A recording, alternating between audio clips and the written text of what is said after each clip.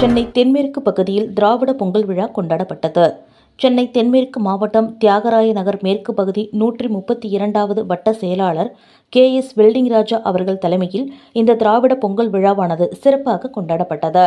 இதில் சிறப்பு அழைப்பாளராக தியாகராய நகர் சட்டமன்ற உறுப்பினரும் தியாகராய நகர் கிழக்கு பகுதி செயலாளருமான J. கருணாநிதி அவர்கள் கலந்து கொண்டு வட்டக்கழக நிர்வாகிகள், கழக முன்னோடிகள், கழக மகளிர் அணி நிர்வாகிகளுக்கு பொங்கல் பரிசுகளை வழங்கினார். உடன் தியாகராய நகர் மேற்கு பகுதி செயலாளரும் சென்னை மாநகராட்சி மாமன்ற உறுப்பினருமான K. ஏழுமலை, தலைமை கழக செயற்குழு உறுப்பினர் கோ. சு. மணி, 132வது வார்டு மாமன்ற உறுப்பினர் கார்த்திகா பாஸ்கர், மாவட்ட இளைஞர் அணி துணை அமைப்பாளர் உமாசங்கர் உட்பட கழகத்தினர் திரளாக கலந்து கொண்டனர்.